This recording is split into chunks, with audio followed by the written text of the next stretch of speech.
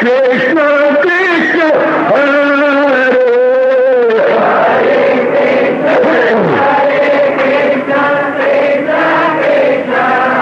बहुत अच्छे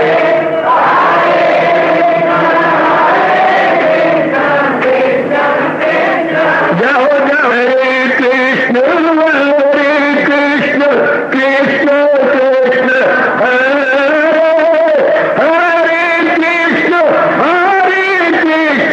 कृष्ण कृष्ण हरे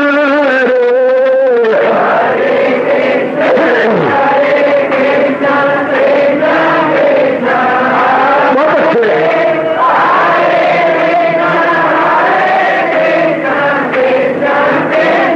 जाओ जाओ हरे कृष्ण कृष्ण कृष्ण हरे हरे कृष्ण कृष्ण कृष्ण हरे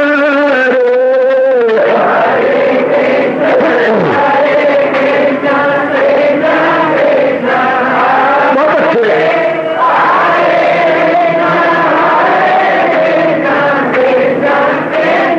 जाओ हरे कृष्ण कृष्ण हरे हरे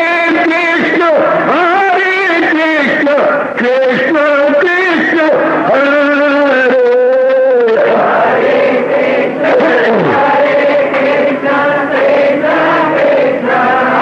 बहुत अच्छे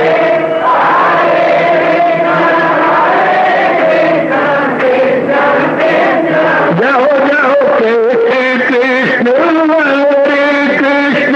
कृष्ण हरे हरे कृष्ण कृष्ण हरे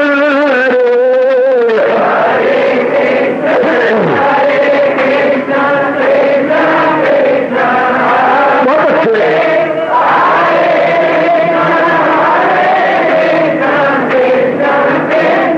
जाओ जाओ हरे कृष्ण कृष्ण हरे हरे कृष्ण कृष्ण हरे हरे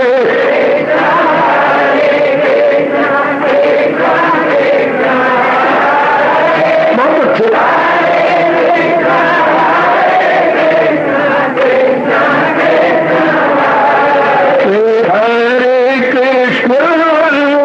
कृष्ण कृष्ण हरे हरे कृष्ण कृष्ण हरे हरे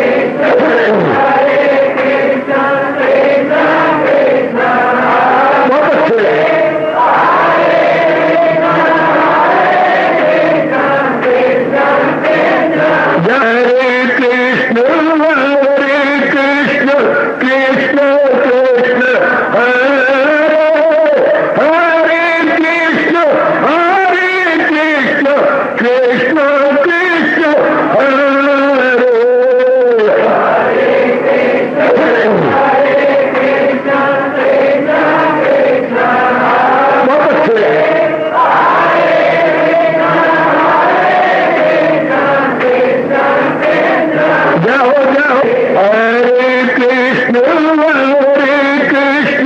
कृष्ण कृष्ण हरे हरे कृष्ण कृष्ण कृष्ण हरे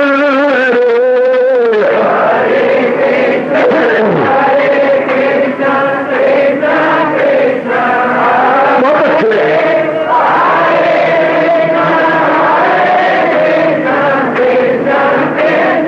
जाओ जाओ हरे कृष्ण कृष्ण कृष्ण हरे हरे कृष्ण कृष्ण कृष्ण हरे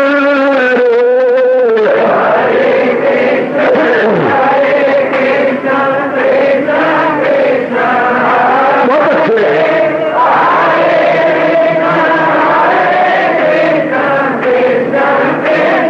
जाओ जाओ हरे कृष्ण कृष्ण कृष्ण हरे हरे कृष्ण कृष्ण कृष्ण हरे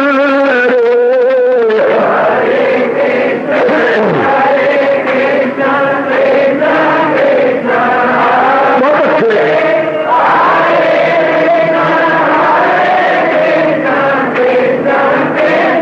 जाओ विष्णु कृष्ण कृष्ण हरे हरे कृष्ण कृष्ण हरे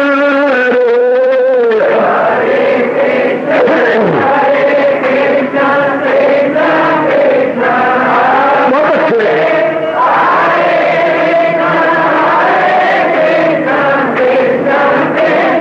जाओ जाओ कृष्ण कृष्ण कृष्ण हरे हरे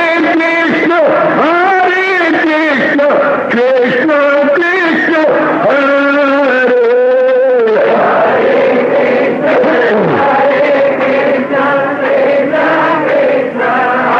बहुत अच्छे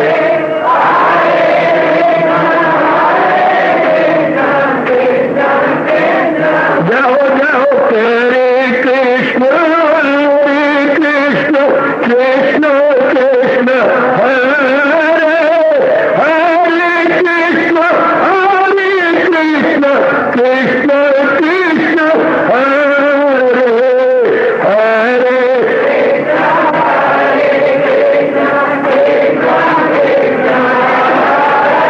बहुत अच्छे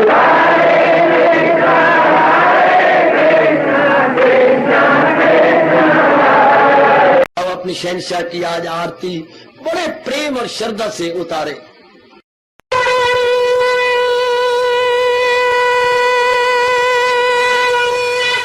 ओम जय जगदीश जय हरे स्वामी जय दीनानाथ हरे भगत दास जनों के अवगुण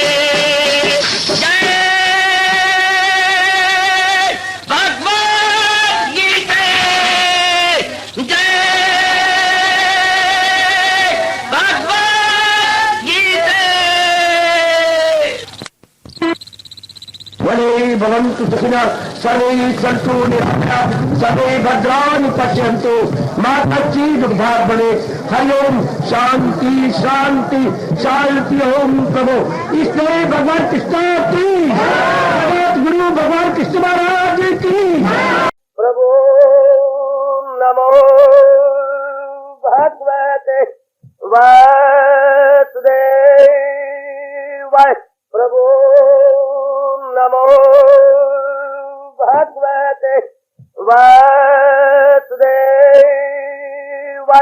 प्रभु नमो भगवते वासुदेवाय। ओम सनौ आवतु सनौ भुनाक्तु सेवीर्यं कर्वा तेजस्विनो आदितमस्तु मा विद्वेषा। हरि ओम शांति शांति शांति। ओम प्रभु ब्रह्म विद्या गीता भगवती की। आज भाई सब मंदिर खाली कर दो बेटे। सब बाहर आ जाओ, माताओं और विचारशीला नेक बेटियों। अपने इष्ट देव भगवान जी की अपनों पर एवं असीम कृपा के फलस्वरूप हम लोग इन दिनों इस सायंकालीन की शुभ संगत में एकत्रित हुए बड़े आदर मान एवं गौरव के साथ श्रवण कर रहे गए अपने ही कल्याणार्थ भक्ति से ओतप्रोत ये 12 अध्याय। भगवान का ये अध्याय और अध्याय में वर्णित ये अनमोल प्रकरण एवं प्रसंग हम कभी भी ना भुला पाएंगे जब तक के श्रोता वक्ता महाराज जी की जात में एक नहीं हो जाते। ये प्रसंग जो निरंतर कई दिनों से प्रभु अपनी महती एवं विशेष कृपा करते हुए चला रहे गए, हम सदा ही याद रखेंगे। हम एक विशेष स्फूर्ति, विशेष प्रेरणा और वो भी दिव्य प्रेरणा प्रभु से मिलती रहेगी, ताकि हम भी जैसा प्रसंग चला हुआ है ऐसे उच्च कोटि के भक्तों के अनुसार अपना जीवन बना पाए और भगवान के दिव्य दर्शनों के जो देव दुर्लभ दर्शन है योग्य हो सके।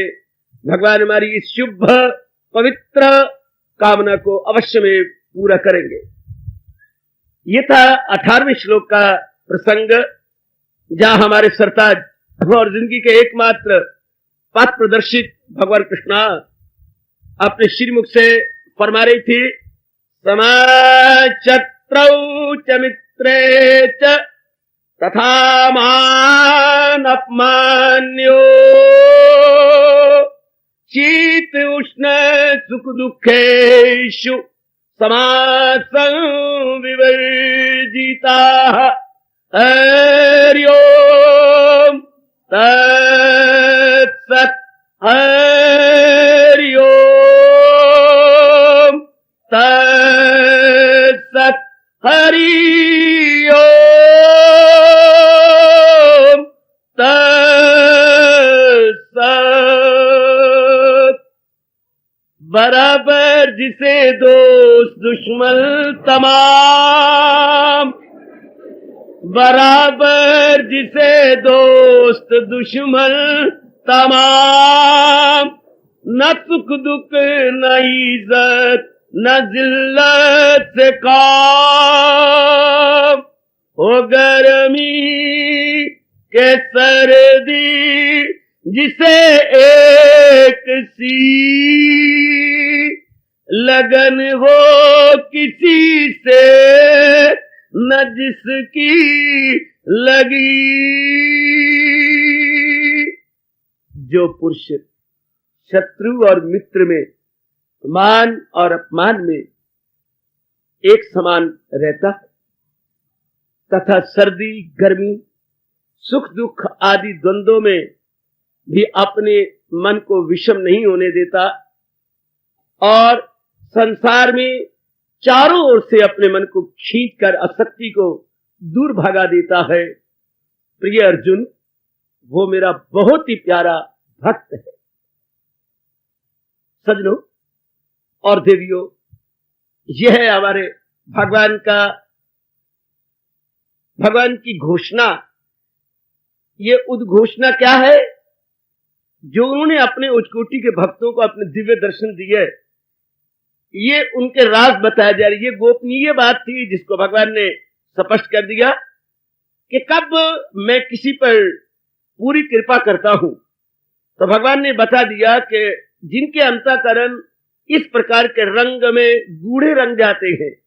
ध्यान से सुनियो देवियों, जब इस प्रकार के रंग में रंगे जाती हैं अंतःकरण, तब हमारी सोनी सरकार अपने श्रीमुख से बता रही है कि वो मेरे दिव्य दर्शनों के योग हो जाता है। मेरा बड़ा रोमांच होता है ये बात सुनकर कि दिव्य दर्शनों के योग वो हुए तो कभी हम भी तो होंगे, कभी हम भी तो बनेगा। हमारी कोई दशा है मन की, प्लेटफॉर्म पर खड़े हुए यात्रियों की तरह एक ही गाड़ी आ जाती है, अब हमारी भी गाड़ी आने वाली है, इसके बाद अब ये एक्सप्रेस गाड़ी आ गई, इसके बाद हमारी पैसेंजर ट्रेन आने वाली है। ओह, बहुत उत्साह होता है। ऐसे भक्तों को इस प्रकार भगवान का दीदार भी हुआ, हाँ अब हमारा भी बारी आएगी, जरूर आएगी। भगवान दयालु है, कृपालु है। ये नहीं कि उस युग में थे और अब नहीं है। भगवान, इंसान का स्वभाव बदलता है, देवी देवताओं का स्वभाव बदलता है, लेकिन भगवान का स्वभाव तो हमेशा ही एक जैसा रहता है। अब हमारे पर भी कृपा होगी होगी होगी, जरूर होगी। अमाला में वर्षा हो जाए तो इर्द गिर्द वाले भी कहते भाई अब तो वर्षा हुई कि हुई, अमाला में हो गई है, अब ये तो 10 मील के पास पार है सारा, अब यहाँ भी राजपुर में भी वर्षा हो जाएगी, आगे शंभू भी कुछ बूंदे गिर गई हैं। उनको भी ढारस बन जाता है।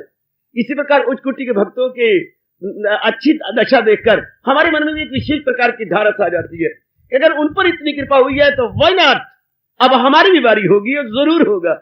सिर्फ अपने आप को बनाने की देरी है, अदरवाइज भगवान की ओर से तो सजनों और मेरी अच्छी देवियों कोई देरी नहीं है।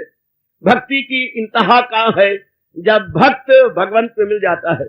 प्रेम की चरम सीमा कहां है? जब प्रेमी और प्रेमिका एक में हो जाते हैं, बस प्रेम की चरम सीमा है। Lover and beloved becomes one and same, may be two body but their जॉन इज वन। तो इसी तरह भक्त भक्ति के माध्यम या मीडियम से भगवंत में जब तलीन होता है तो भक्ति अपनी चरम सीमा को, प्रकाष्ठा को, अपनी क्लाइमेक्स को जा पहुंचती है। जिससे आप प्यार करती हैं, अगर उसमें एक में हो जाती है तो प्रेम मुस्कुरा देता है कि बस यही चरम सीमा है। एक अपने आप को दूसरे में उड़ेल देता है। जैसे कि गंगा की चरम सीमा कहां है? सागर में अपने आप को उड़ेल देना। गंगोत्री से निकलती है, हाँ, गंगोत्री से निकली जी, और संगम में उसका एक में हो गया। जब गंगा का संगम होता है तो ये उसकी चरम सीमा है। इसी प्रकार हम लोग इस प्रकृति से निकले, गंगा निकलती है गंगोत्री से और जा मिलती है सागर में, तब उसकी चरम सीमा हो गई। इस तरह हम आए हैं प्रकृति से, ये नहीं करेंगे माँ बाप से, प्रकृति से हम आए हैं और प्रकृति के बनाने वाले भगवान में तलीन हो जाएं तो बस पराय से अपने सुमुख दोष हो, मैं और आप नहीं कहेंगे, देवी देवता कहते रह जाएंगे शाबाश, ये कृत्य होके गया, अपना जन्म सफल करके गया, कि जहां से आया था अपने कर्तव्य पूरा करता हुआ उसी ओरिजिनल प्लेस में वंस मोर तल्लीन हो गया। यह है चरम सीमा प्रेम की। शारीरिक प्रेम की भी यही चरम सीमा है कि दोनों एक में हो जाए, और परमार्थिक चरम सीमा यही है कि भक्त भक्ति के माध्यम से भगवंत में एक में हो जाए। भक्त भक्ति के माध्यम के जरिए से भगवंत में एक में हो जाए, बस यह उसकी भक्ति की, सत्संग की, जाप की, भजन की, सिमरन की, चिंतन की चरम सीमा है। देवियों और मेरी नेक बेटियों और मेरे सजनों और मेरे अच्छे बेटों, तो आइएगा, आप तरीके बताए जा रहे हैं कि अंतःकरण को कैसे बनाना है। हमने अंतःकरण को एक नई जो मोड़ देनी है, एक नई टर्न देनी है, वो क्या देना है भगवान बता रहे हैं। हाँ, बदकिस्मती से हमने जहान को ना समझा और अपने ही विचारों और अपने दृष्टिकोण से देवियों हम इस संसार को देखते रहे, और वो देखना क्या था? अज्ञानता में था, ज्ञान में नहीं था, अज्ञानता में था। इसलिए हमने अपने अंतःकरण को खराब कर दिया। जैसे किसी बच्चे को सवाल निकालना ना आता, पूरा तरीका ना आता, फॉर्मूला अप्लाई करना ना आता हो, हाँ सफे तो अनेक भर लेगा, लेकिन सवाल शुद्ध नहीं निकल सकता, सवाल सही नहीं निकल सकता, वो गलत निकलेगा, क्योंकि उसको सवाल निकालना ही नहीं आता। इस तरह हम जहान में हमने बहुत कुछ दो चार हुए, बहुत कुछ श्रद्धा यानी पुरुषार्थ किया, चाहे भागीरथ पुरुषार्थ क्यों ना हो, लेकिन उसका कोई मतलब नहीं है, निराधार रहा क्योंकि शांति का जवाब नहीं मिला, हम सबका कल्याण नहीं हुआ, हम लोग हैरान और परेशान रहे। तो अब भगवान जी जो हमें तरीका बता रहे हैं, ये बहुत बढ़िया तरीका है। भगवान हमें अपने दरबार से विशेष शक्ति भी प्रदान करे ताकि जो कुछ कहा जा रहा है ये सुनने में तो रस है ही, पर अपनाने में भी एक विशेष प्रकार का आनंद अनुभव होने लगे। अब हमने देखा, हमने जाना, क्या महाराज जी कह रही थी उसका कोई शत्रु मित्र नहीं होता। बिल्कुल ठीक है, स्वार्थ गौन तो संसार भी गौन हो जाता है। मैंने कई बार कहा संसार स्वार्थ समाप्त, हाँ तो प्रभु प्राप्त। जब स्वार्थ आपका खत्म हो जाता है तो प्रभु को मिलने में फिर देरी नहीं होती, क्योंकि मन पूर्णोपेन एकाग्र हो जाता है। एकाग्र मन भगवान के दिव्य दर्शनों के शीघ्र अतिशीघ्र योग्य बन जाता है। तो आइएगा, एक द्वंद्व को देखा हमने कि मित्र और शत्रु भी सिर्फ स्वार्थ के अंदर है, और भगवान का भक्त वो तो जिसको स्वार्थी को नहीं रहा। अगर स्वार्थ है तो परमार्थ नहीं, और परमार्थ है तो स्वार्थ नहीं। ये बात सदा के लिए अपने मन में बिठाना, मेरी माताओं, मेरी नेक बेटियों। अगर मन में हमारे स्वार्थ है तो परमार्थ बहुत दूर है, और परमार्थ है तो स्वार्थ बहुत दूर है। मेरे गुरुदेव जी फरमाया करते थे, इंसान की जब तक कामनाएं हैं, है जब तक है तब तक बोला कहां वो महाराज जी के नजदीक उसे कामनाएं पहुंच देंगी। आहा, मार्फत का रास्ता उनकी नजर से दूर है। अगर परवरिश मंजूर है, अपने मन की परवरिश मंजूर है, कामनों की अगर आप प्रवेश करना चाहते हैं, पर मार्फत का रास्ता उनकी नजर से दूर है। जिनको अपनी ख्वाहिशों की परवरिश मंजूर है, क्या कमाल की शब्द है। जिनको अपनी ख्वाहिशों की परवरिश होता है अपने बच्चों को पालना। हम अपने बच्चों को, पुत्रों को, धियों को पालते हैं, तो जो कामनाओं को पाल रहा है अपने भीतर में, जिनको अपनी ख्वाहिशों की परवरिश मंजूर है, मार्फत यानी परमार्थ का रास्ता उनकी नजर से दूर है। क्योंकि जिस मन ने परमार्थ की ओर बढ़ना या अनुभव करना, वो तो ख्वाहिशों में लिपटा पड़ा है, कामनाओं में लिपटा पड़ा है। तो कामने कब जाती? जब असलियत की पहचान होती है, जब भगवान का असली ज्ञान का पता लगता है। जहान क्या है, भगवान क्या है, भगवान के बारे में वास्तविकता का पता लगता है, और जहान की भी वास्तविकता आंखों से दूर नहीं होती, तब मन पूर्ण रूपेण भगवान की ओर झुक जाता। पूर्ण रूपेण कह रहा हूं, मेरा अभिप्राय हो गया मनसा वाचा कर्मणा, bye head halt and hand, वो भगवान जी की ओर झुक जाते हैं। ऐसे जी प्रभु के बन जाते हैं, और बन जाते फिर उनके लिए क्या, शत्रु क्या मित्र का, जब स्वार्थी न हो। जैसे भरतेर जी ने कहा था, मनसी से परितुष्टि को अर्थवान को दरिद्र। अगर मन आपका संतुष्ट है तो क्या गरीबी क्या अमीरी। धन से तो मन की तृप्ति चाहिए ना। अगर आपका मन तृप्त है तो क्या हो गया, अमीरी क्या गरीबी क्या, फिर कोई अमीरी गरीबी नहीं है। जब आपका मन तृप्त है, मनसी से परितृप्त है। अगर मन आपका परितृप्त है तो लाखों क्या, कख भी क्या, आहा वो मैंने नहीं रखते। इसी प्रकार अगर स्वार्थ आपका खत्म है तो आपके लिए मित्र क्या और शत्रु क्या, इसके आगे मान अपमान। अब मेरे भगवान ने दूसरे दंड को लिया है, मान और अपमान को, जो कि बड़ी भारी इंसान में कमजोरी मानी जाती है, मान अपमान की। अगर तो वो सही रूप में जुट रहा है, लग रहा है, और भगवान जी के अनमोल कथन के अनुसार सजनों और देवियों जुट रही हैं, तब तो मान अपमान का झमेला सदा के लिए खत्म हो जाता है, हमेशा के लिए मिट जाता है। सही जा रहे हैं, पर सही जाने वाले बहुत थोड़े होते हैं, जिनका समाज में संपर्क कम है, जिनका ध्यान में और स्वाध्याय में और जाप में समय ज्यादा लगता है, जिनकी एकाग्रता बनती जा रही है अर्थात संकल्प विकल्प कम होते जा रहे हैं, उनको तो मान अपमान की रत्ती भर की चिंता नहीं होती। लेकिन जिनकी ये अवस्था नहीं है, ज्यादा एकांत में नहीं बैठा जाता, ज्यादा जाप में नहीं बैठा जाता, ज्यादा रस भगवान के ध्यान में एकाग्रता में नहीं आता, उनके लिए मान अपमान एक विशेष बाधा बन के रह जाती है। क्योंकि दुनिया मान तब देती है जब उनके स्वार्थ आप द्वारा पूरे हो रहे हो। जरा उनके पाले हुए स्वार्थ को चोट लगती है तो वो अपमान भरे शब्द कहने के लिए तैयार है, रेडीमेड। आप उनको उनके अनुसार ना रहे, पर हमेशा आप कैसे रह सकती हैं? एक सगा बाप भी अपनी औलाद के अनुसार हमेशा नहीं रह सकता, एक अम्मा भी अपनी औलाद के मुताबिक हमेशा नहीं रह सकती। कैसे रहे, सदा कैसे रह सकती है? हमेशा आंतरिक रूप में तब्दीली आएगी। कामान अब मान अपमान एक सिर्फ मन का एक भाव है। मान तो उसका है जो पूर्ण रूपेण अपना जन्म सफल कर रहा है, अपमान उसका है जो अपनी अनमोल आयु को व्यर्थ में गवा रहा है। दीन गवाया दुनिया से, दुनिया न चली साथ, पांव कुलाड़ा मारिया मूर्ख अपने हाथ। ये है अपमान। हम सारे रूप में चूंकि सामाजिक प्राणी है, और समाज में रहती हुई जो हमारी कुछ लायबिलिटीज, जिम्मेवारियां हुआ करती हैं, हमारे दायित्व और उत्तरदायित्व है, और वो हमने एक दूसरे से पूरी करनी होती है। इसलिए हम मान को बहुत चाहते हैं कि मेरी गुडविल बनी रहे, मेरा मान बना रहे, ताकि समाज में जो मेरे कई स्वार्थ हैं, कई कामनाएं हैं, वो इस तरीके से पूरी होती चले जाए, सो ऑन सो फोर्थ। लेकिन जिनकी वृत्ति अपने मालिक में लग गई है, जिनका मन अपने हजूर में लग गया है, उन पे मालिक की बड़ी बख्शिश हो जाती है, भगवान की बड़ी कृपा हो जाती है। यहाँ पे एक सवाल उठता है कि जो दिल के सच्चे और इरादा के पक्के हैं, और भगवान जिनको ये बात भली प्रकार जानते हैं, उनका अपमान क्यों करवाते हैं? उनकी इतनी कठोर परीक्षाएं क्यों होती हैं? उनके हार्ड टेस्ट उनके सामने क्यों रखे जाते हैं? ऐसा क्यों होता है? मेरे तो गुरुदेव ने एक ही बात कही थी भाई, मैं तो वही उत्तर दे सकता हूँ जो मेरे गुरुदेव महाराज जी ने मेरी झोली में इसका उत्तर डाला था। उन्होंने यही कहा था कि वो जिनसे प्यार करता है उसी को आजमाता है। भगवान का जिनकी ओर झुकाव हो रहा होता है, एक बार उसे आजमाइश की कठौती में जरूर डाला जाता है, एक बार जरूर। हर एक की, चाहे कितनी आपने जीवनियां पढ़ी हैं, और भी जीवनी का पढ़ने का आपको सुअवसर मेरे प्रभु दे, तो आप देखेंगे हर एक भक्त को परीक्षा की कठौती में डाला गया। जैसे सोने की कठौती में डाल करके उसकी मैल निकाल दी जाती है और उसे कुंदन बना दिया जाता है, इसी तरह भगवान अपने हर एक प्यारे को एक विशेष प्रकार का हॉल टेस्ट में डाल के खरा बना लेते हैं।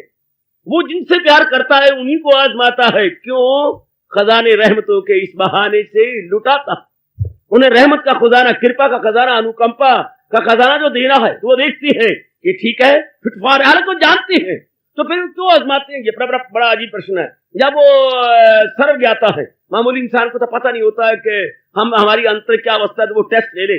भगवान जो कि अंतर्यामी है, सब कुछ पता है, फिर वो टेस्ट क्यों लेती है? फिर अगर मेरे से आप फिर अनुरोध करेंगे तो मैं स्पष्ट कहूंगा, क्या आने वाले भक्तों या आने वाली भक्ति प्रिय पीढ़ियों को आदर्श देने के लिए उनके लिए एक आइडिया रखा जाता है। आने वाली पीढ़ियां, ये परंपरा है, परंपरा से जो चलती आ रही है, उन पीढ़ियों को ये बताया जाता है कि जो इस मार्ग में लगेगा उसको हर टेस्ट होंगे, और टेस्ट होने पर क्या सच्चे आशिक ने तौबा न की थी, वो कभी भी पीछे नहीं हटेंगे, चाहे कितने हॉट टेस्ट हो जाए, चाहे कितनी नामी बदनामी उनके सामने, मान अपमान, प्रतिष्ठा और फेम डिफेम क्यों ना हो जाए। परमात्मा के प्यारे बढ़ते जाते, रत्ती भर की परवाह नहीं है, समाज को घोट के पी जाते। तो भगवान ने दूसरों को दिखाना होता है जिन्होंने आगे बढ़ना, यही नहीं तो इतने ही चले जाएंगे और पीछे नहीं आएंगे तो नक्शे कदम या पद चिन्ह जो छोड़ने हैं, तो भगवान बताते रहे ये तो कोई मैंने नहीं रखता। इसलिए महाराज जी हमारे लिए आदर्श छोड़ने, जैसे भगवान ने कहा मुझे देश दुनिया का देना है कुछ, न तीनों जहानों से लेना है कुछ, कमी वो नहीं मुझे ज़ीनहार, मगर फिर भी रहता हूं मसरूफ कार, क्यों करूं ना मैं अंत तक लगातार काम, तो रुक जाए दुनिया के धंधे तमाम, चले लोग मेरी रवश पर सभी, करें काम वो भी नार्जुन कोई, दूसरों के लिए, अपने लिए नहीं। ऐसे जितने भी जीव होते हैं परोपकारी होते हैं, वो उच्च कोटि के महापुरुषों का एक एक क्रिया, एक एक कर्म परोपकार के लिए होता है, आदर्श होता है, एग्जाम्पल होते हैं, उनकी लाइफ एग्जाम्पलरी होती है, उनका जीवन दूसरों के लिए उदाहरण होता है। तो अगर ऐसे हॉल टेस्ट उनके लिए आते हैं देवियों, तो सिर्फ हमारे जैसों को बताने समझाने के लिए कि इस मार्ग में ऐसा भी होता, अहंकार टूट जाती है, अहमपना टूट जाता है, आसक्ति खत्म हो जाती है, जितनी भी मानसिक आसक्ति होती है सब गो एंड गॉन। ऐसे टेस्ट में, जैसे मैंने अभी भी कहा, सोने को जब सुनार कठौती में डालता है तो सब उसमें जो खोट है सब खत्म होकर के वो कुंदर बन जाता है। सोने और कुंदर में यही फर्क है, सोने में खोट होती है, जब सोने में से खोट निकालो हम उसे कुंदर के नाम से पुकारेंगे। इसलिए भगत में अगर कोई भी थोड़ी बहुत कमी हो जाती है तो ऐसे हार्ड टेस्ट में पढ़कर उसका मन परिपक्व हो जाता है, उसके मन का झुकाव और भी ज्यादा हो जाता है भगवान की ओर, और भी ज्यादा और भी ज्यादा और भी ज्यादा। जैसे गेंद को आप जोर का मारती है तो वो और भी जोर का उछाले मारता है, इसलिए भगवान के प्यारों को अगर और भी करती है वो और भी उनकी भक्ति, उनका प्रेम बढ़ जाता है, ना कि उनका कम हो जाता है। तो यही बात दूसरों को बताने के लिए भगवान ऐसा करती है। अदरवाइज भगवान सब जानते हैं कि मैं कितने हॉट टेस्ट ले लूं, इन्होंने टस से मस्त नहीं होना, बढ़ गया आगे कदम तो प्रेमी को पीछे हटे, इब्तदाए इश्क है परवाह न कर अंजाम की। वो कभी परिणाम की परवाह करेंगे, अपना एक एक अंक कटवा लेती है, लेकिन भगवान के मार्ग से टस से मस्त नहीं होते, जरा पर नहीं हिलते। तो आपका ये प्रश्न, जब भगवान सबको जानती है फिर अपने भक्तों के इतने हॉट टेस्ट क्यों लेती है? ना भक्त के लिए ना अपने लिए, अपने तो जानती है, सिर्फ हमारे जैसों के लिए भगवान को ऐसों को कष्टों में डाल देती है, ताकि हम कल आने वाले जान सके कि इतना भी होना पड़ेगा, मान भी होगा, अपमान भी होगा, तकलीफें भी होगी, मुसीबतें भी होगी, फांसी भी लटक सकता हूं मैं, जहर के प्याले भी मुझे पीने पड़ेंगे, लोग मुझे दुत्कारेंगे, फिर लानत देंगे, वो बोलेंगे ना गुफ्तनी बोलियां ऐसी बोलेंगे, मैं सब कुछ सहूंगा, मुझे सब कुछ बर्दाश्त करना पड़ेगा, मैं बर्दाश्त करूंगा, हंस हंस के करूंगा, मेरे परमात्मा तेरे नाम पे मैं सब कुछ करूंगा। मेरा रोम रोम बोलेगा, हंस हंस के सहे जाती हैं जुल्म सितम आपकी खातिर। कितने प्यारे शब्द है ये, आपकी खातिर। हंस हंस के सहे जाती हैं जुल्म सितम, ओ सनम आपकी खातिर। ये जो आपकी खातिर है, बस कमाल कर गए। तो भगवान के भक्त मालिक के प्रेम में भरकर सब कुछ बर्दाश्त करते हैं, सब कुछ। तो अगर वो ऐसा ना करते, हमें प्रेरणा कहां से मिलती? अगर मीरा इतने कष्ट राणा द्वारा दिए जाने पर, ना मैं तो कहता हूं राणा ने कष्ट नहीं दिए, बल्कि गिरधर गोपाल ने दिए राणा के रूप में। हाँ, जब राणा हद से भी ज्यादा बढ़ गया, तब भगवान ने पीछे हाथ, अरे मैंने आदर्श रखना है कि मीरा का गला कटवाना है। जब उन्हें मारे क्रोध में अपनी तलवार खींच ली कि बस अब तू नहीं रह सकती, ठीक है प्राणनाथ, ये शरीर आपका है और मेरा मन तो मेरे गिरधर गोपाल का है ही, लो मैं सिर झुकाती हूं, काट दीजिएगा, काटिए, लो मेरा सिर है, सिर आपका है, काट दीजिएगा। तो राणा ने जोर की तलवार अपनी म्यान में से निकाली, बस तैयार, मरने के लिए तैयार, सरकार मैं तैयार हूं। देखना है जोर कितना बाजुए कातल में है, देखना है जोर कितना बाजुए कातिल में है, सर कटाने की तमन्ना अब हमारे दिल में है। तो तैयार है, हैरान होगी, प्राणनाथ आई नहीं, तलवार आई नहीं, तलवार आई नहीं। आखिर उन्होंने ऊपर देखा, ये क्या? भगवान ने उसकी भुजा कस के, ये दशा है और प्रभु ने यहां से पकड़ा हुआ है, तलवार ऊपर है।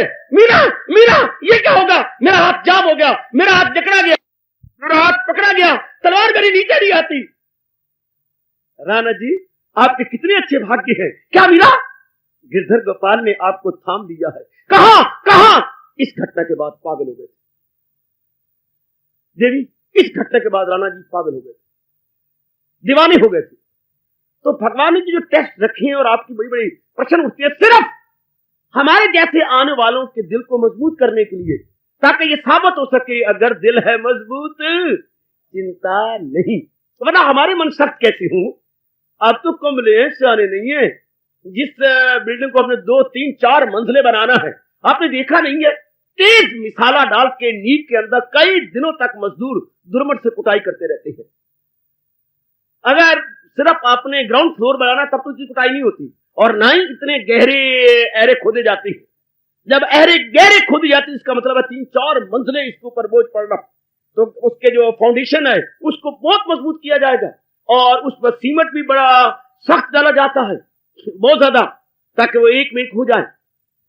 रोड़ी बजरी तक धोई जाती है ताकि वो सब परिपक्व हो जाए। दुर्मट कुटाई बड़ी जोर की होती है। इसी तरह सरकार, जिन्होंने कई पीढ़ियों तक प्रेरणा देनी है, उनके जीवन की अच्छी तरह क्या दुर्मट की तरह कुटाई होती है। मीरा की अगर कुटाई या पिटाई हुई, क्या मैं ये शब्द कह दूं मेरे गिरधर गोपाल, कुटाई या पिटाई हुई सिर्फ मीरा के लिए नहीं, हमारे लिए। लेकिन जब राणा बोझना बढ़ता है, तो फिर मालिक ने भुजा पकड़नी थी, मीरा, मीरा पर तलवार कदापि कदापि नहीं। जिसमें मेरे भगवान का प्यार, वहां क्या करेगी तलवार? तलवार तो छू नहीं सकी, हटा दिया ना, इतना नहीं। लेकिन मीरा उसके लिए भी तैयार है, सारे कष्ट सहने को तैयार है, पर गिरधर से परे हटने के लिए तैयार नहीं। ये अगर ये ना होता, हमें प्रेरणा कहां से मिलती? अगर नरसिंह भगत का बुरा हाल समाज ना करता, हमें प्रेरणा कहां से मिलती? अगर गुरुदेव जी पर हार्ट टेस्ट ना आते, विवेकानंद पे हार्ट टेस्ट ना आते, हमें प्रेरणा कहां से मिलती? एक बार आप पढ़िए तो आप छम आपके आंखें प्रेम अश्रु से भर जाएंगी। ओह, इतने टेस्ट, बिल्कुल ही हैरान हो जाते हैं कि भगवान इतने टेस्ट ले रहा है। जरा पढ़ो कबीर जी का जीवनी, जरा पढ़ो, आपने प्रातः स्मरण नहीं है, भारत को 4 चांद लगाने वाले संत श्रोमणी गोसाई तुलसीदास महाराज जी की अमर जीवनी, कमाल कर दिया, क्या गजब ढा दिया। कितने कष्ट हैं, कितने लोग अपमान करती हैं और क्या क्या निकाल डाला। लेकिन रब दे आशिक ने तोबा ना की, डटे रहे, और उनमें कितनी प्रेरणा मिलती है, कितनी प्रेरणा मिलती है। हमारा मन कितना मजबूत होता है ऐसे की जीवनियां सुनकर, ऐसे की जीवन के अमर घटनाओं को पढ़कर, सुनकर, विचार करके। ये तो भगवान ने टेस्ट दिए सिर्फ हमारे लिए। अगर दुर्मट की कुटाई फाउंडेशन में हो रही है, तो ऊपर कई मंजिलें खड़ी करने के लिए।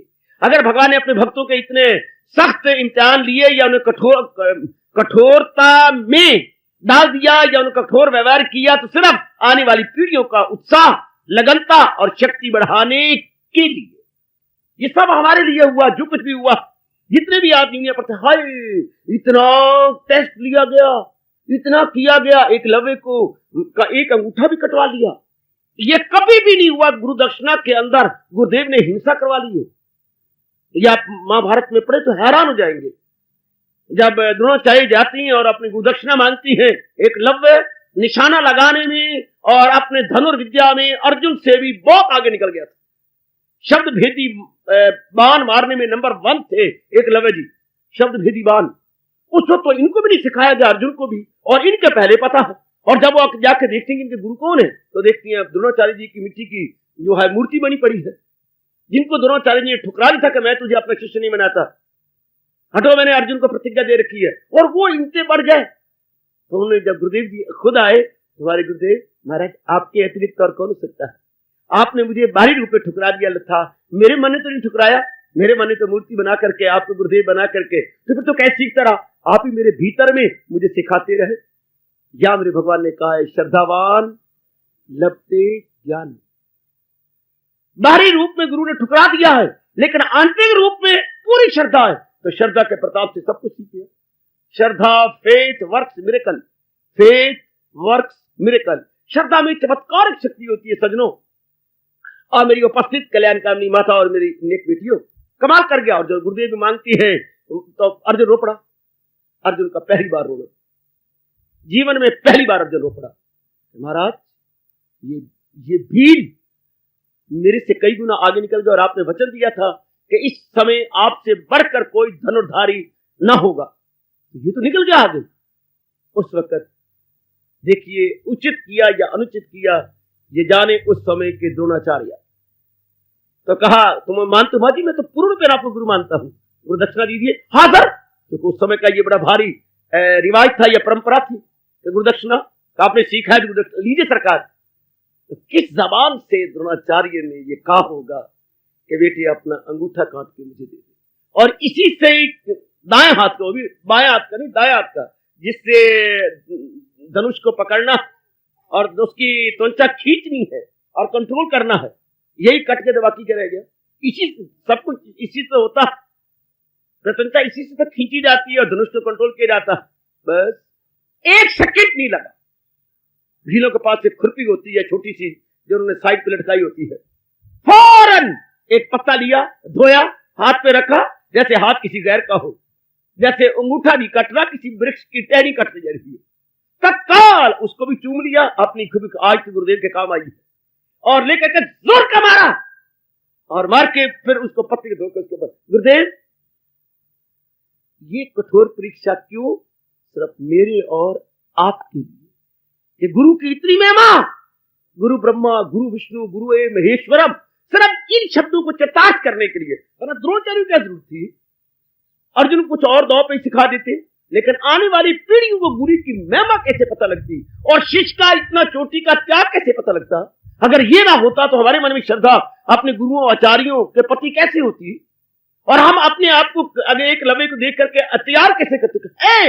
इतनी भारी कुर्बानी तो कल अगर मेरे पर आए तो मैं भी कर दिखाऊंगा।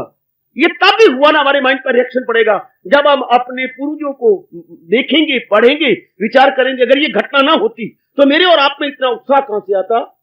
मैं जानता हूं मेरी बेटी के एकलव्य की इस घटना ने मेरे मन में अपने गुरु के प्रति कितना ज्यादा प्यार बढ़ा दिया और कितने ज्यादा नजदीकी कर दी है। इतना भारी त्याग, और एक सेकंड भी नहीं लगाया, जरा बार सोचा तक भी नहीं, जो आ गया बस इतने में फटाफट सब कुछ कर करा के पत्ता धो धो करके अपने हाथ में रख के कट करके आप गुरु महाराज के सामने भी आ गया। महाराज जी लीजिए, आप ही का है ये। कितनी श्रद्धा, कितना प्रेम, कितनी लगनता, ऐसे जीव सब कुछ पा जाते हैं। ऐसो भी जब भगवान ने कहा मैं करूं तो क्या करूं, है मैं करूं क्या, मगर वो जो पूजे बा सिद्ध को यकीन, वो मुझ में है और मैं हूं उनमें मकीन।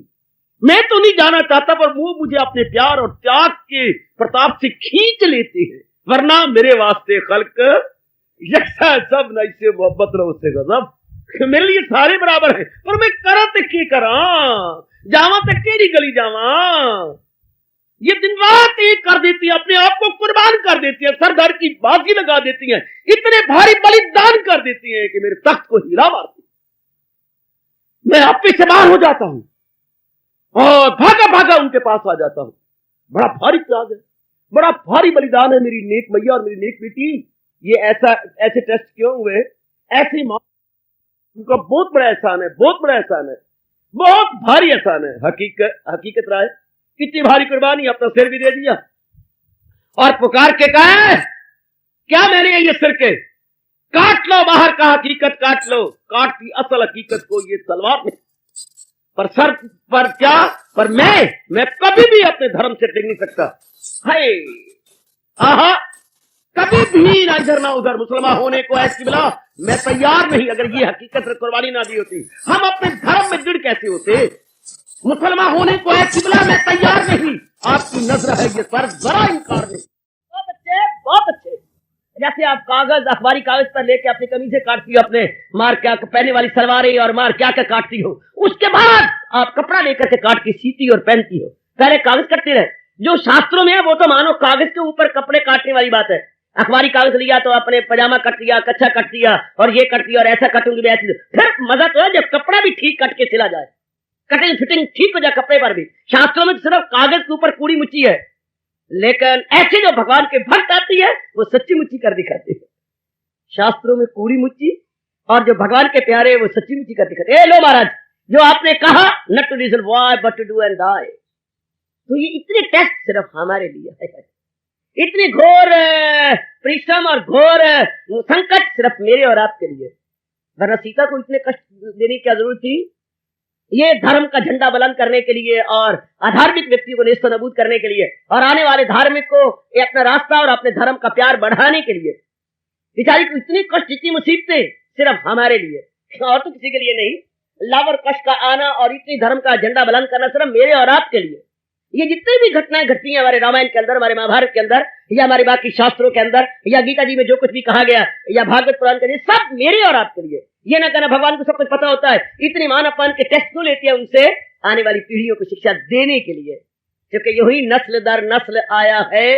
यूं नस्ल परंपरा जो बनानी हुई उसकी परंपरा होती पुत्र, तो परंपरा चलाने के लिए और आने वाली पीढ़ियों को विशेष उत्साह देने के लिए ऐसे कठोरताएं आती रहती हैं और भविष्य में भी आती रहेंगी, ताकि आने वाली पीढ़ियों को बड़ा उत्साह बढ़ जाए और वो सरदार की बाजी लगाकर इस मार्ग पे चल पड़े, निकल चले और अपना कल्याण कर जाए, अनेकों को राह दिखा जाएं। शाबाश संत बेड़ी नाम मला पार लगांदे खा मखा। जो खा मखा उन्हें पार लगाना है तो उनके इसी स्वभाव को सामने रखकर। तो मेरा कहने का मतलब, ये जो मान अपमान की परीक्षाएं, कठोर परीक्षाएं जो महाराज जी ने उनके लिए हैं, वो हमारे पर बहुत बड़ा उपकार किया है, बहुत बड़ा उपकार। तो जिसको अपने से जो तन से ही परे हटे फिरता है, मन से ही परे हटे फिरता है, ना तन की परवाह है ना मन की परवाह है, वो वाला मान अपमान की क्या परवाह करेगा? मान अपमान को तो यूं फेंक देता है गधा, जमीन में लोटपोट हो जाने के बाद ऊपर खड़ा होता है तो ऐसी कम कभी करता है कि जितनी जिस्म पर मिट्टी लगी होती है सब गिर जाती है। आपने कभी जरूर देखा होगा, जब घोड़ा या गधा या कोई भी जानवर या कोई भी कुत्ता जब मिट्टी में लोटपोट हो जाता है, जब ऊपर खड़ा होता है तो कैसी कंपनी करता है? फ्रॉम टिप टू टो, यानी नक से शिख तक ऐसी कंपनी करता है सारी मिट्टी गिर जाती है। इस तरह भगवान के भक्त के मन में इतना अधिक भगवान के प्रति प्रेम और श्रद्धा होती है कि जहां जो कुछ भी देता है सिर्फ उसकी थोड़ी सी कम कमी की जरूरत है, सब गिर जाता है। रखती बार वो एक अपनी महामंत्र के प्रताप से सब एवेपोरेट कर देता है, सब कुछ उड़ा देता है। जैसे थोड़ी सी वायु चलती है सारे कपड़े सूख जाते हैं, इस तरह प्रेम की जब सारा कुछ चलता है, प्रेम की महामंत्र उनका भगवान की याद, सब कुछ खत्म, सब का सब। सुदामा की श्रीमती ने एक दिन बहुत झाड़ा, जब बच्चे भूखे मरने लगे और बच्चे ने जहां तक कहा, अम्मा जितने चावल दिए इससे तो पेट नहीं भरा और हमें भी सर्दी लगती है माँ, जब दूसरों के पास कंबल है तो हमारे पास गर्म कपड़े क्यों नहीं है? कौन ऐसी माँ होगी जिसका मन पसीज न जाता होगा कि अम्मा जब दूसरों के पास गर्म कपड़े हमारे पास क्यों नहीं है? क्या माँ जवाब दे? अगर आप ब्राह्मण अगर तू उस जगह होती तो क्या करती? मैं श्रीमान जी को वेलने से कुटने लग जाती। वेरी गुड कि माँ दे पुत्रा अगर मेनू ले आए हैं तो पहले प्रबंध करना था, अगर बाप बने हैं तो पहले प्रबंध क्यों नहीं किया? तेरे देख चोल दे मुन्नी की कह रहे हैं, मैं दूसरे के पास है तो हमारे पास क्यों नहीं है? है तुम दूसरे दूध पीती हैं अम्मा, हम क्यों नहीं पीते? क्या जमीन हिल न गई होगी जबकि मां ने बच्चों को झूठा खुश करने के लिए आटा घोल के पिलाया? आटा घोल के दूध की भावना रख के पिलाया कि पुत्र है लो तुम्हारा ये दूध है, और बाकी बच्चे चिल्ला उठे है ये, और सुदामा चुपचाप खामोशी अख्तियार करता गया। लेकिन सच्ची बात कहूं, कलेजा और मन उसका भी हिल गया। और उससे फिर पूछा गया, वो बड़ी लानत मलामत की सुदामा की श्रीमती ने। बाद में पूछती है कि कल मुझसे बड़ी भूल हुई, मैं क्षमा याचना करती हूं, तो आपका मन सहन कैसे कर लेता है? जो उनका उत्तर है मैं आपकी झोली में डालता हूं। सुदामा जी ने जो इसका उत्तर अपनी जीवन पढ़ी होगी तो इस घटना ने आपके मन को हिला दिया होगा कि आप सहन कैसे करते? इतनी कठोर, इतनी कर्कश मैं कल बन गई थी, और इतनी कर्कश बनकर मैंने इतनी कठोरता का व्यवहार किया, आपने सहन कैसे किया? बड़े प्रेम से कहती है, बड़े प्रेम से उत्तर देते हैं इसका, बहुत ही प्रेम। कहने लगे, बच्चों की मां, जब तू ऐसे कठोर व्यवहार करती है तो तू देखती है कि मैं थोड़ी देर के लिए बाहर चला जाता हूं, हाँ, तो फायदा उठाते रहना, लाभ उठाना मेरी बेटियों। तो ऐसा व्यवहार से मेरा मन तो बुरा मना रहा होता है, पर बाहर जाकर मैं अपने प्राणनाथ प्रभु को याद करता हूं, और उनकी मुस्कुराहट मेरे कलेजी में आकर तेरी सारी जो कुछ तूने कहा होता उड़ा देती है। सब का सब उड़ जाता है। जब मैं अपने भगवान का चिंतन करता हूं तो सब कुछ खत्म हो जाता है। आप भगवान का चिंतन करती हैं और भगवान आपके भीतर में आ जाती है। आहा, सर शारदा नाम था उनका, शारदा, बिल्कुल मैं सत्य भरे शब्द कह रहा हूं, आप में प्रकट हो जाती है। तब वो सिरे चढ़ गई कि महाराज, जब आप पर इतनी कृपा है तो आप द्वारकाधीश के पास क्यों नहीं जाते? अब चलो ना प्रभु, ताकि हमारी जन्म जन्मांतरों की ये निर्धनता सदा के लिए कट जाए। बेटी, इतनी कठोर परिश्रम क्यों हुआ? सिर्फ ये दिखाने के लिए कि इतनी कठोरता भी हो तो भी वो परमात्मा के दर को नहीं छोड़ते, तो भी उनकी भक्ति भाव में बढ़ोतरी होती है, घटोतरी नहीं होती, वृद्धि होती है, क्या अनावृद्धि नहीं होती, बढ़ती है।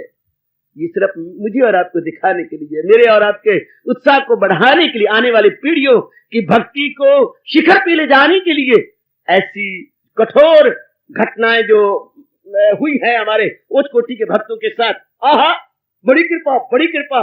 कठोरता उनके साथ हुई, शिक्षा हमें मिली। बहुत अच्छे, बहुत सुंदर, बहुत सुंदर, बहुत सुंदर। तो उसका जो फल मिला वो आपकी आंखों के सामने है। जो कुछ भी उन्होंने प्राप्त किया वो आप सब जानते हैं। तो हम लोग इस प्रश्न को यूं कह के अपने सिर झुका दे कि वाह वाह वाह, कितनी कठोरता सह जाती है। ऐसी बात भी ठीक है, परोपकार के कारण जो है क्या, जो है संतन धरे शरीर। ये परोपकार के कारण तो संत शरीर धरते हैं ना। ये जैसे क्या करती है, तरुवर फल नहीं खाते है, तरुवर अपना फल, वृक्ष अपना फल नहीं खाते, एक बात, और मेघ अपना पानी नहीं पीते, अपने लिए, हमारे लिए होता है। तरुवर का फल हमारे लिए होता है और धरती की उपज हमारे लिए होती है। इसी तरह परोपकार के कारण संतन धरे शरीर, दूसरों के भलाई के लिए ही महापुरुष हमारे पास आए। बड़ा भारी उपकार, बड़ा भारी उपकार, बड़ा भारी उपकार महापुरुषों का हम सबके ऊपर, बड़ा भारी उपकार। परोपकार के कारण संतन धरा शरीर, तो बड़ा एहसान। तो जो कुछ भी ये हुआ मेरी देवियों और मेरे सज्जनों, सब हमारे उपकार के लिए, हमारी बेहतरी, हमारी भलाई के लिए। तो ऐसो क्या जानेंगे? आहा, मरन तो पहले मर गए हो, मौत नू की जान दे, तो वो मान अपमान क्या समझेंगे? उनके लिए मान क्या अपमान क्या? ये चोटी की अवस्था भगवान करे। प्रेम भगवान के प्रति हमारा बढ़ जाना चाहिए, भक्ति भाव भगवान के प्रति हमारा बढ़ जाना चाहिए। प्रेम, फिर तो ये मान अपमान को मैंने नहीं रखता, फिर तो ये कुछ भी नहीं है, क्या मान क्या अपमान। कोई जो कहता रहे, अपनी जुबान से बोलता रहे, वो सब कुछ सह जाती है भगवान के नाम पर। जैसे मैंने अभी कहा, हंस हंस के सह जाती है जुल्म सतम। ओ मेरे प्रभु, आपकी खातिर उन्हें क्या, एक इश्क मजाजी वाला, शारीरिक प्यार वाला क्या क्या नहीं सह गया। शारीरिक प्रेम वाले डूब के मर गए जो है दरियाओं के अंदर। आए सिर के अंदर फरहाद ने क्या क्या नहीं अपने फरसा मार दिया और बड़ी बुरी तरह अपने आप को हलाक कर दिया। देखो सही, कितनी भारियां कुर्बानियां कर गए, कितनी भारियां सिर्फ एक शारीरिक प्यार के लिए। और क्या कहने इश्क इलाही का, क्या कहने उस परमात्मा के प्रति भगत का जिसका सुच्चा और पक्का बुद्ध सुच्चा प्यार नहीं होता। वो तो एक स्वार्थ का प्यार होता है, ही शी का ये शरीर प्यार जो होती है स्वार्थ को लेके होते हो, ये तो परमार्थ को लेके है। और परमात्मा खुद शक्ति देता है, क्यों? आने वाली पीढ़ियों को शिक्षा देने के लिए। क्योंकि action speak higher than words. मेरी जबान में इतनी ताकत नहीं है कि मैं आपको समझा सकूं, जितने के उच्च कोटि के भगत दुख तकलीफें सह करके हमें शिक्षा देती है, इतना कोई भी प्रचारक कभी भी शिक्षा नहीं दे सकता। क्योंकि action speak higher than words, example is better than precept. उपदेश की अपेक्षा जो एग्जाम्पलें आती है हमारे सामने ऐसे भक्तों की, उनसे हमें बहुत ज्यादा शिक्षा मिलती है। याद रखना, example is better than precept. Precept होता है उपदेश और प्रीसेप्टर होता है उपदेश देने वाला, उपदेशक। तो उपदेश की अपेक्षा जो क्रियात्मक जिनका जीवन है, जिनका व्यवहारिक जीवन शानदार है, बड़ा भारी उत्साह मिलता है। ऐसे के चरणों में मैंने आपको प्रणाम करवाया और हमारा रोम रोम पुकार रहा है। इसी कारण से तेरे भक्तों की भक्ति करूं मैं सदा, वो तेरे चाहने वालों को चाह करूं, जिन्हें इतनी कठोरता सही सिर्फ इस स्मारक का अमर बनाने के लिए, इस स्मारक को 4 चांद लगाने के लिए और हमारे अंदर एक अलौकिक दिव्य उत्साह भरने के लिए, उनके लिए मेरे भगवान ने कहा। और उनके लिए अर्जुन, उनके लिए मान और अपमान एक सवाल। ध्यान देने में बच्चे छोटी सी कोई बोली कस देता है, अब हैरान हो जाती है, अब रो पड़ती है और आपका मन के कैसी अवस्था बनती है। कोई बात नहीं, अगर आप भगवान के प्रति ठीक है तो कोई बात, साथ अनादिकाल से चलता आया चलता जाएगा। जरा सा पड़ोसी को कह देता, जरा सा किसी को कहता, आप बड़े भगत बने फिरते हैं, तो आपका मन कितना महसूस कर गया। कोई बात नहीं, भगत कौन नहीं है, भगत तो सारे ही है। कोई जहान का भगत, कोई लक्ष्मी का भगत, कोई माँ बाप का भगत, कोई देश का भगत और कोई भगवान का भगत। All are devotee. हाँ, ऑब्जेक्ट अलग अलग है। ऑल आर डिवोटी, सिर्फ ऑब्जेक्ट में फर्क है। पर मुबारक है वो जो भगवान के भक्त है। बाकी जितने ही भक्त हैं उनको तसल्ली नहीं होगी, उनको तृप्ति नहीं होगी। एक परमात्मा के भक्त को तृप्ति हो जाती है। और जितना परमात्मा का भगत दूसरों के लिए एग्जाम्पल बन सकता है, दूसरे इतने नहीं बन सकते। They are to some extent and भगवान का भगत टू फुल्ली एक्सटेंट। कमान मेरे बुजुर्गों, मेरे भाइयों, बताओ मेरी विचारशील अनेक बेटियों, मान अपमान जो कि इंसान की आखिरी कमजोरी है, वो इस तरह जीती जाती है भगवान के प्रेम में, भगवान की भक्ति में, भगवान की लगनता में, भगवान की तत्परता में, अपनी श्रद्धा और निष्ठा को बढ़ाने के पश्चात जीव बहुत तरक्की कर जाता है, बहुत ही तरक्की कर जाता है। व्यक्तिगत रूप में जीव अपने आप को बहुत ऊंचा ले जाता है, व्यक्तिगत रूप में। वैसे 3 ही स्तर होती है, व्यक्ति स्तर, जाति स्तर और राष्ट्र स्तर। आपने कभी सुना? 3 स्तर माने गए हैं, व्यक्ति स्तर, हाँ, और अपना समाज स्तर, हाँ, और आगे अपना राष्ट्र स्तर। और ये तो व्यक्ति स्तर है, या समाज स्तर की बात नहीं की जा रही, राष्ट्र के स्तर की बात नहीं की जा रही, या व्यक्ति स्तर की बात की जा रही है, यानी नर स्तर की बात की जा रही है। और नर स्तर इसलिए सहन कर जाता है कि अंदर चुपके चुपके नारायण उसे शक्ति दे रहे होते हैं। दरअसल होती है, जब आप कहती ना इतना भारी अपमान कैसे सह गया, पीछे भगवान का विशेष हाथ होता है। कुम्हार घड़े को इतने जोर जोर के थपेड़े मारता है उसके कुंभ को निकालने के लिए, लेकिन वो कैसे सह जाता है? नीचे कुम्हार का अंदर दूसरा हाथ होता है। बाहर एक हाथ से जोर का थपेड़ा मारता है, लेकिन नीचे हाथ दूसरा है। क्या थपेड़ा मारता है? उसके कुंभ को ठीक करने के लिए, उसके टेढ़ेपने को दूर करने के लिए, लेकिन उसने टेढ़ापना दूर करना, घड़े को तोड़ना नहीं है, इसलिए नीचे हाथ दूसरा रखा होता है। भगवान ऐसी बड़ी भारी परीक्षा लेता है, लेकिन नीचे शक्ति अपनी रखता है कि मेरा भगत बिल्कुल ही निराशावादी ना बन जाए, बिल्कुल मुझे छोड़ के ना चले जाए, जो मैं चाहता हूं वो आदर्श कहीं गुम ना कर बैठे। Very very good, very very excellent. कुम्हार का दृष्टांत सामने रखिए। कुम्हार घड़े को सीधा करने के लिए थपेड़ा मारता है, लेकिन थपेड़ा मारता है उसकी टेढ़ को दूर करने के लिए, ना कि घड़े को बिल्कुल तोड़ने के लिए। भगवान कठोर परीक्षाएं देता है हमें ही ठीक बनाने के लिए और समाज के सामने एक आदर्श पेश करने के लिए, न कि भक्ति का झंडा नगू करने के लिए, भक्ति के झंडे को अपमान करने के लिए। कदापि कदापि कदापि नहीं। इसलिए मेरे हजूर कह रहे हैं, अर्जुन, हाँ, जो मान अपमान को हंस के सह जाते हैं और आने वाली पीढ़ियों के लिए एक विशेष प्रकार का आदर्श बना जाते हैं, वही गए मेरा भक्त प्यारा मुझे, वही गए मेरा भक्त प्यारा मुझे। उनके अमर आदर्श आने वाली पीढ़ियों को बहुत उत्साह देंगे। अभी हमें दे रही हैं, आने वाली पीढ़ियों को और उत्साह मिलेगा। अनेकों भक्तों के मैंने अच्छे अच्छे घटनाएं आपके सामने रखी। अब आपका जीवन अगर ऐसा बनेगा तो आने वाली पीढ़ियों को आपसे बड़ा उत्साह मिलेगा। देखिए हमारे पिताजी ऐसे थे, देखिए हमारी अम्मा हमारी दादी ऐसी थी, बड़े कुछ सह गई लेकिन रब भगवान के भजन में लगी रही। ये लोग आपके बारे में यूं कहा करेंगे। सत्संग के लिए बड़ी बड़ी उनके साथ कठोरता का व्यवहार हुआ, लेकिन उन्हें सत्संग का डर नहीं छोड़ा, जाती रहे, सुनते रहे, विचार करते रहे। शाबाश, आहा, जैसे कि आपका रोम रोम बोल रहा है, लाइए तब तोड़ निभाइए, रब करेगी आपकी तोड़ निभ जाए, भरे उसका जानियो जिसना तोड़ चढ़े। परमात्मा करे आप सबका तोड़ चढ़े। ओ बेटी, ओ मेरी मैया, हार्दिक शुभभावनाएं आपके हक में दे रहा हूं। भगवान आपके इस अलौकिक दिव्य प्रभु के प्रति प्रेम को और भी चार चांद लगाएं। और ये कठोरता इसके सामने तो मैंने नहीं कोई रखती, ये मान अपमान तो कुछ भी नहीं है, ये तो गधे की मिट्टी है जो जरा सा वो कंपकपी करेगा और सारी मिट्टी हिल जाएगी। जरा सा आप भगवान को याद करेंगे, उनके महामंत्र में अपने मन को लगाएंगे, मान अपमान कितने दूर चले जाएंगे, बहुत दूर। मैंने नहीं रखते, जिनके अंदर प्रेम बढ़ गया, श्रद्धा बढ़ गई और भगवान के प्रति विशेष प्रकार का दिव्य भाव बढ़ गया, उनको क्या परवाह, किसने यूं कह दे तो क्या, किसने यूं कह दे तो क्या। उनके लिए मेरे भगवान कहते हैं जो टस से बस नहीं होते। और इतनी कठोरता, कठोर परीक्षा हो जाने के बाद भी जिनका मन मेरे में लगा हुआ है, वही गए मेरा भक्त प्यारा मुझे, वही गए मेरा भक्त प्यारा। हार्दिक धन्यवाद। आशीर्वाद।